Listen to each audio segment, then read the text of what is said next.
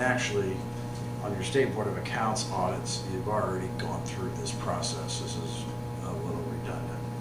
There is one item that is not on the agenda that came out more recently than this. So as Andrew reported last month, we do not have a new authorization bill on FAA spending. So what they've done is they put an extension in place through the end of July. With that, they advertised in the Federal Register on some dates that we need to adhere to as the board to let them know that you still plan on participating in the program this year. You did this last year, you do it every year, but this one they didn't give us a lot of notice. So we have to submit by May 2nd a notice of intent to use your non-primary entitlement funds. So there's a letter here. We intend to use our recovered non-primary entitlement funds from 13, 14, 15, and 16 for projects consistent with our approved capital improvement program. So that's the plan you approved that was submitted by the 1st of February, and it's just telling the FAA that you will be using those funds. This would take board action to commit that you do intend to use your funds this year. And this is set up for the signature of the board president, Dr. Duke. So we just need a motion to that effect. Then I'll move that the president be authorized to sign that letter. Motion to authorize the signature. Any other discussion? I'll entertain a second to that motion. Second. A second on the motion. Any other discussion? If not, we'll take a vote on the motion. Judy? Bill Ernst, Yes. Jim Pruitt, Yes. Boris Reese. Yes. Don Whipple, Yes. John Dooley. Yes.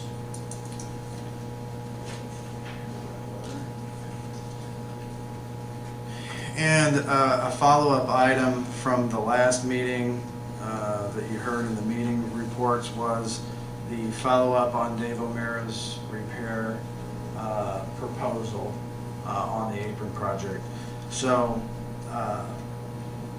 we have prepared a written summary based on what we believe Dave O'Mara needs to do to fix the project. So I'll read this to you.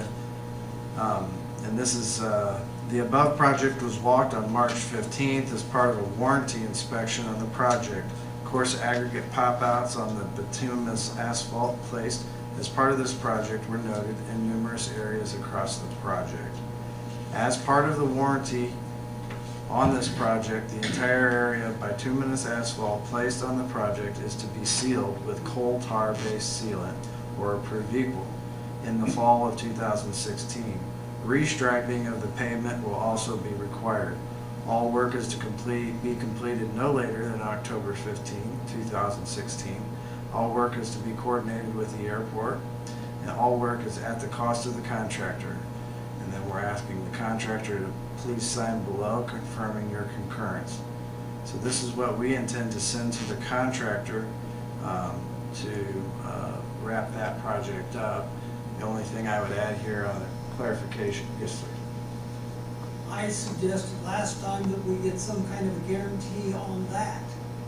Yeah, you will. The contract, so the way this contract, if it's a warranty repair, you have another 1-year warranty from the date that the repair was made.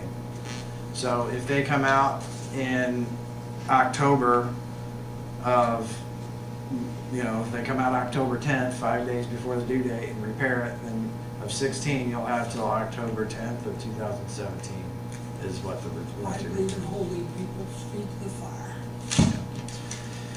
So that'll be the case there. Now,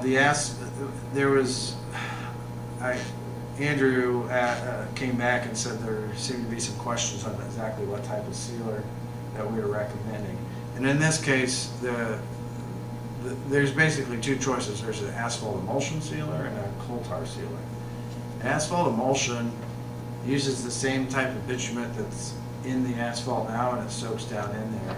A coal tar coats the top, and it creates a film on the top and kind of glues it all together. most driveway sealer that you see is coal tar or some product, acrylic sealer that's similar to that. The reason we like the coal tar over asphalt emulsion on this particular project is because of the location of your fueling system. Fuel on asphalt is corrosive. The fuel will eat the asphalt, but coal tar is fuel resistant. So you're gonna get an added benefit out of this sealant. It'll glue down all that aggregate real nice, but it'll also seal up and keep, if there's a fuel, somebody discharges their fuel from a sump or, an accidental drip or something as they're fueling, it won't eat up the asphalt around the fueling area, so. How often does that have to be done? The coal tar, it's similar to a driveway type sealing. It is a repetitive seal, but on a brand new application, I would expect the first one to be 5 years out, and then after that, every 3 years beyond that. How much does it cost each time?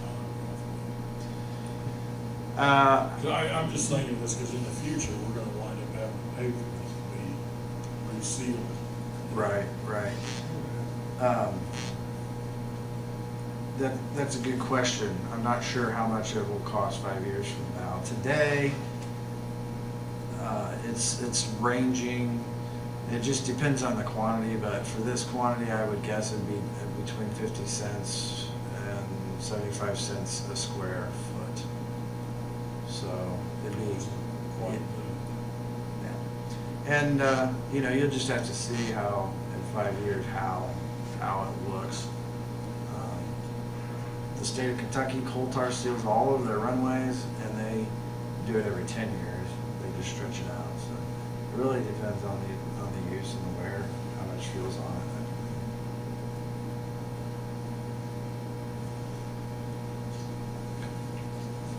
Any other questions for Paul Schaefer?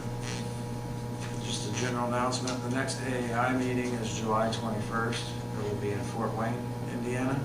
And the annual conference is October 10th, 11th, and 12th. And it will be in Michigan City, Indiana this year.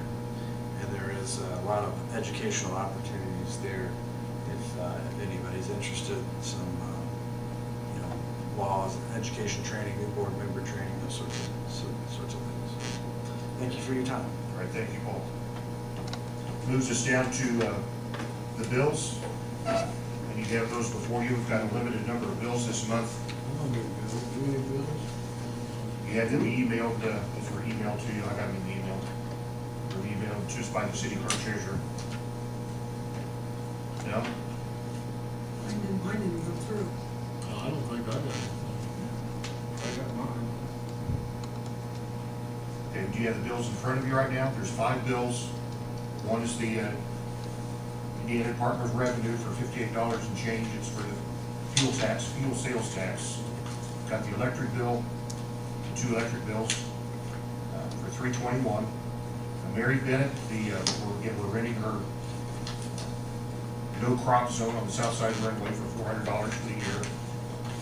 Our Frontier bill, which is our telephone and internet, $239 and change.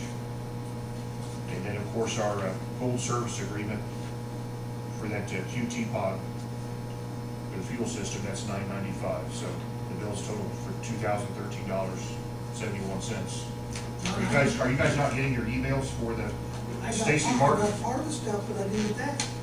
And I don't have any of that This is stuff what here. we're looking here. I probably got it. Okay, I just, well, I'll look into Stacy, make sure she has your proper, did you get the email at all, but not, Some of it came through. Jim? Did you say one way or the other? Or? Well, I mean, I've gotten some of it, but I don't know. I got 7 sheets, so. it'd be nice to have a hard copy of the bills. Right here. It does, John's got it. We don't. We don't don't. have them. Oh, Yeah, you Yeah. guys do you want to see this, or? No. Okay, We got Okay. pay and make. Anything unusual there? right. I'll move that we pay the bills. That motion to pay, and that motion is seconded by Don. Any further discussion about the bills? If not, we'll take a roll call vote. Judy, please. Bill Arnstis, yes. Jim Pruitt, Yes. Horace Reese. No, John Whipple, Yes. John Dooley. Yes, motion carries 4-1 to pay the bills. Okay, that takes us here close to the end. Comments, first from the board. Anybody from the board have any matter of discussion, free will? I'd like to bring a couple things up if I may. Paul already took care of the first part about the AAI meeting. You guys might want to consider who would like to go up to it at Michigan City. And if there's a problem, there's a prison right next door to go to.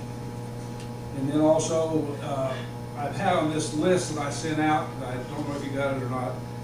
I met with Mayor Manis too, about the ADA, the airport terminal. I think we need to have the city engineer come out and write up what we have to do to make it ADA acceptable, or whatever the right word for it is. And then at that time, we need to ask that, the engineer to keep his time so that we can pay for his time for doing that. And then the other one, I thought Horace and Don would like this one. Are you guys ready? Yeah. Okay. The airport started in 1946, according to Charlie Banks, when his dad sold him the strip. I thought you two guys would like to throw a That birthday was over party for it. where it is now. Yeah, I thought It you. started a long time before that. Al. Yeah, the airport where it's at now. Yeah. And I thought you two guys would like to throw a birthday party for it. I wouldn't know why we would. 70 years. Oh, Is that older than you? yes. Well, then we can have you do it then, can we? So, I'm just glad to No, bring it it's up not to you. older That it's than set, that. according to Charlie Banks in 1946, his dad You sold can that throw strip this at him to if Tommy you Davis. want. That's all I got. Okay. Any other comments from the board? Any comments from the public? Any non-board?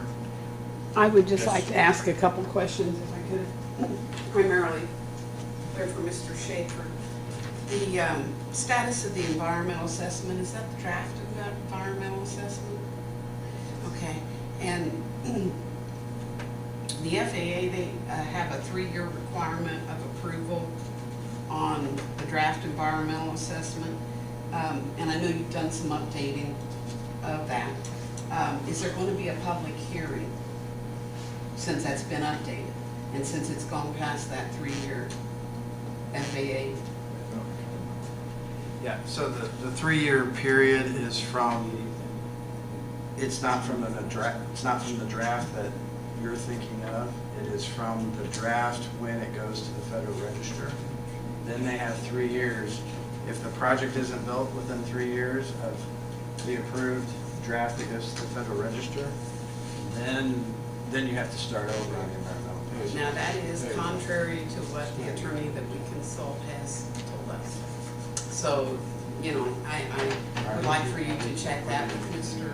Bochamp when you talk to him and see if there will be a public hearing for the general public. Now, the public hearing is a separate issue from Because the see, there was draft. one when you originally did the draft. Right. The public hearing is a separate issue.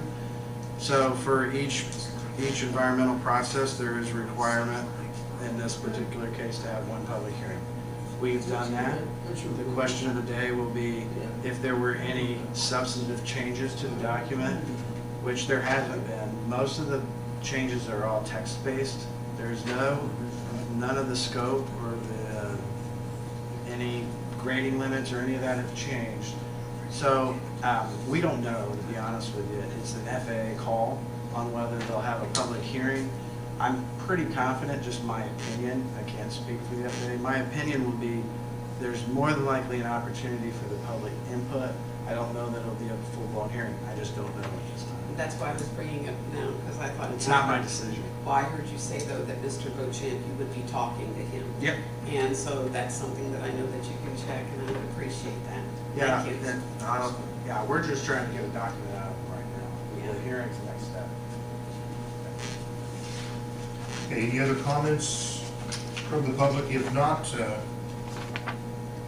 I've got the time is 8:07, and I'll entertain a motion to adjourn. So moved. Moved and seconded. All in favor, say aye. Aye. We're adjourned. Thank you.